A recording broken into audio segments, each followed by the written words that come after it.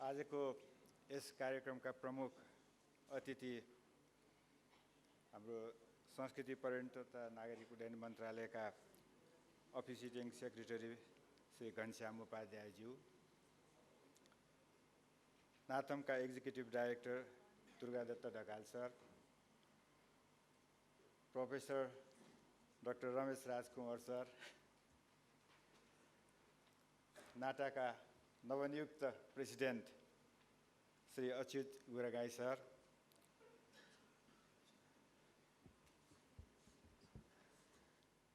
जस्तै हानका president madam Srijana Rana, टानका प्रेसिडेन्ट श्री खुमबहादुर सुवेदी सर, विभिन्न टुरिज्म कलेजका प्रिन्सिपल सरहरू, नाथमका विद्यार्थी भाइ बहिनीहरू, distinguished delegates, ladies and gentlemen. The assignment which has been given to me for this program was to say a few words on making academia-industry interface work in tourism and hospitality. So now let me say a few words on it. As we know, tourism is an extremely dynamic industry at present, with over 1.5 billion international tourist arrivals recorded in 2019. All regions of the world have seen a rise in international arrivals in 2019 as well.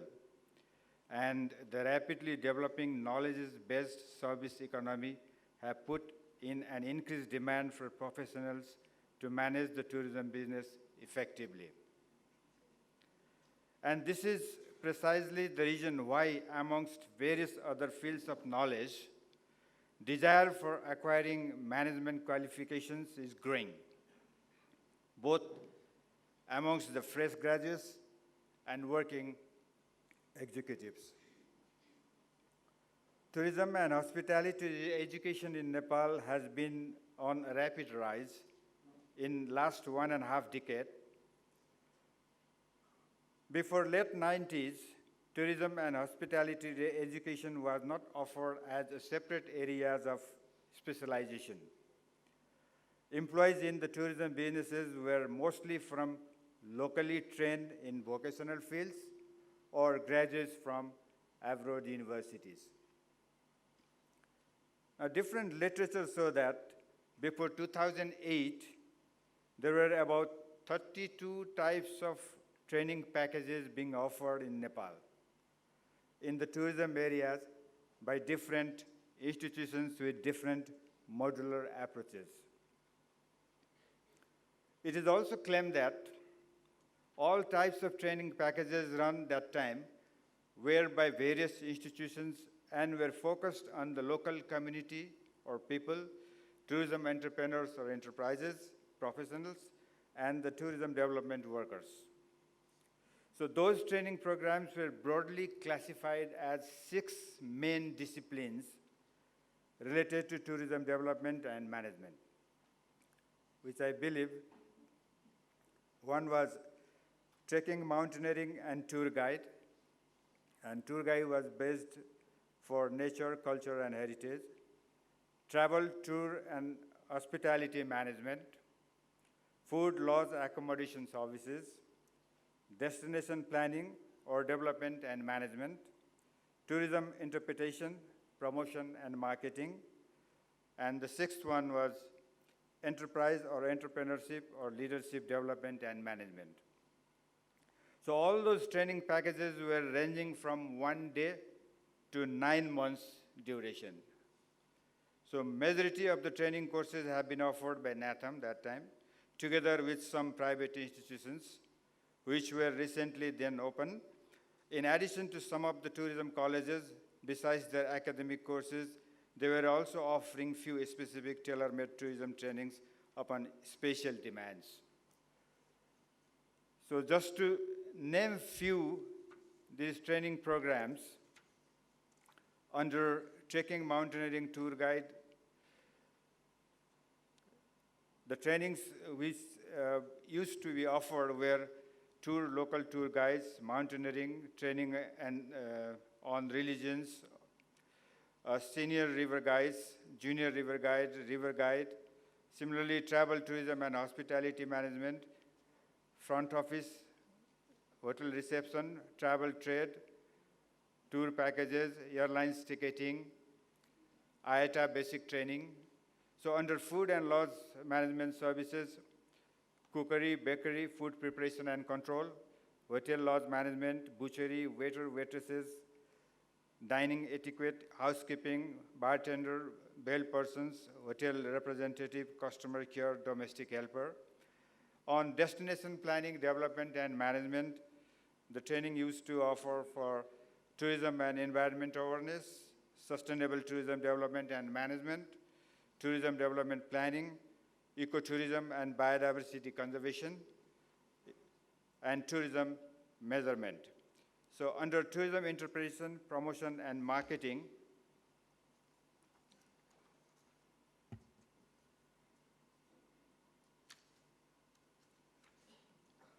Visitor Information Center management, tourism marketing. So under entrepreneurship, leadership development and management discipline, hotel and travel trade account keeping, tourism enterprise development and training. So these were the basic training types that used to be offered during that time. So at present, it is very interesting to note that tourism education and training activities are drastically booming in Nepal.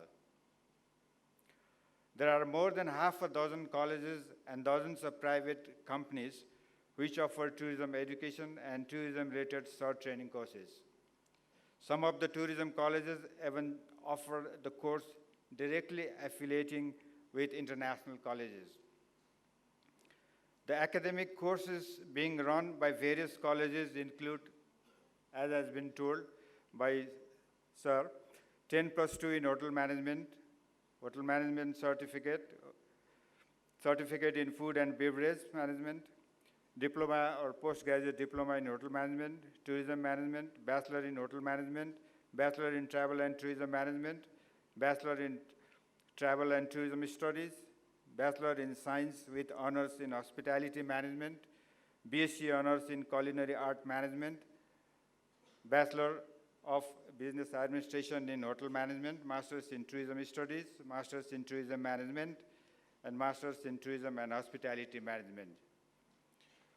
So NATHM, in addition to academic 3 courses, masters in hotel management, bachelor in hotel management, and bachelor in travel and tourism management, has got special mandate for the government to run short training courses targeting to rural destinations and the people from disadvantaged communities, including women, Dalits, and conflict-affiliated people from different parts of the country. So among the institutions, NATHM runs maximum types, still, the NATHM runs maximum type about 2 dozens of tourism training courses in Nepal.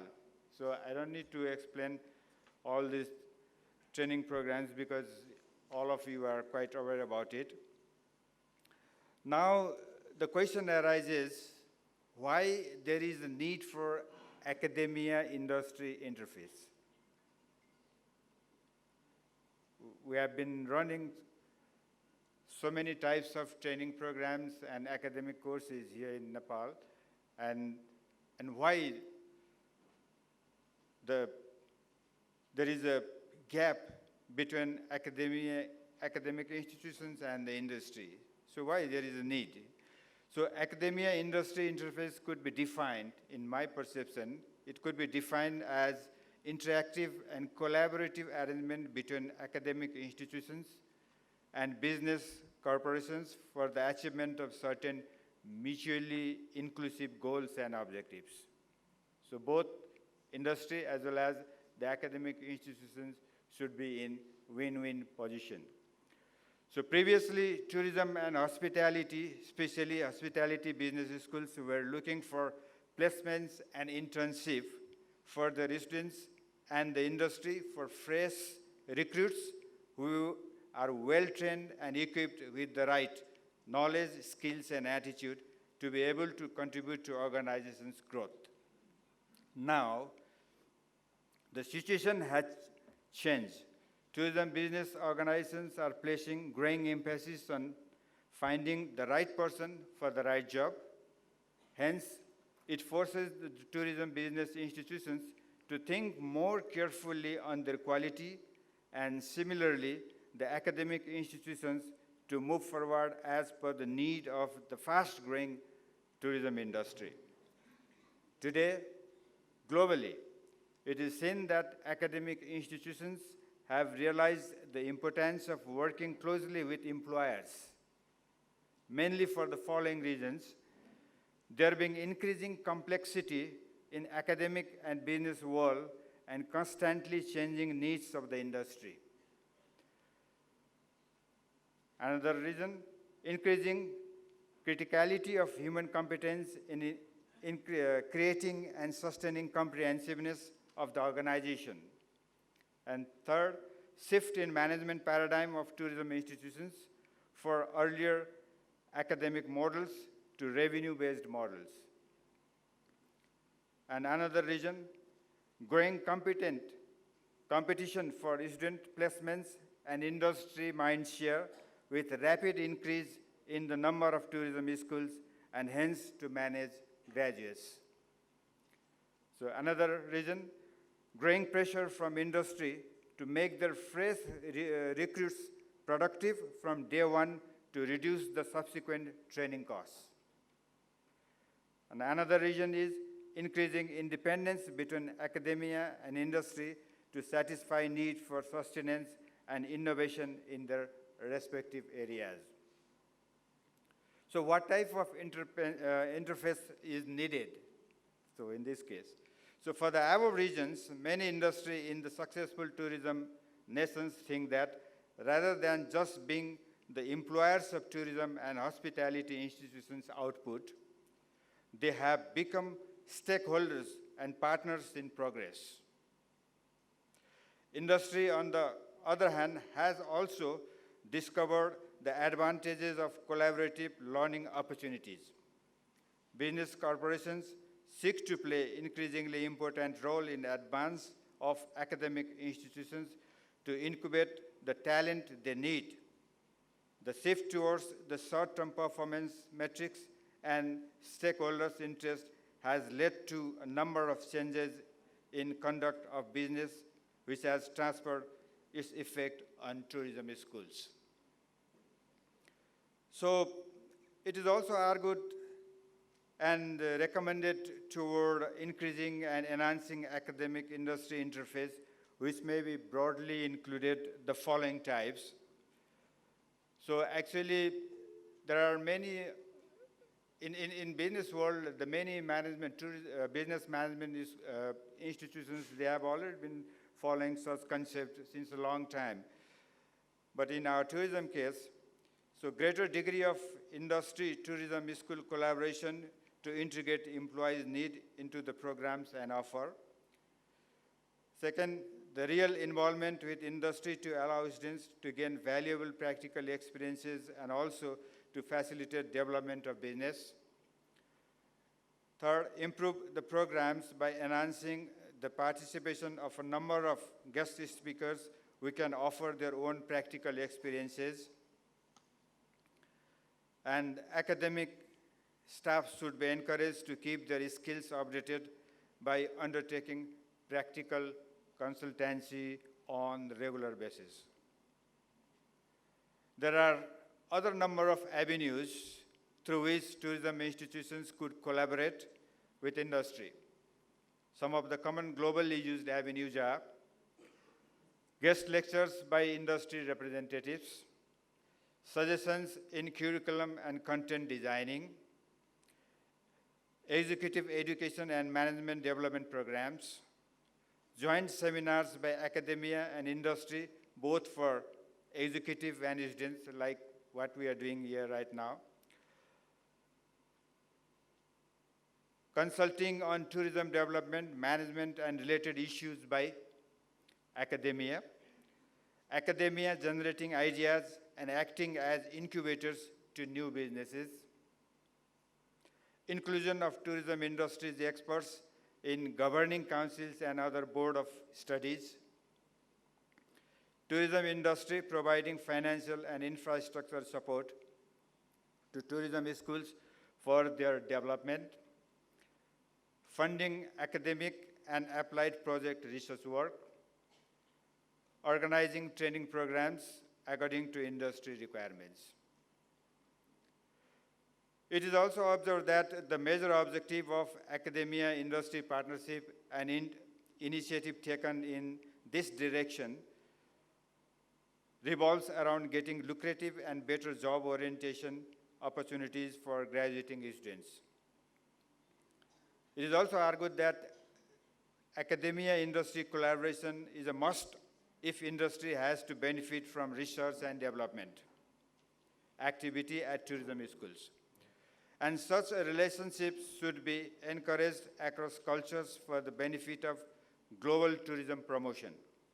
More and more opportunities need to be provided to the faculty through applied research and cases writing to keep them abreast of changes in the tourism world and hence enhance the overall teaching learning experiences.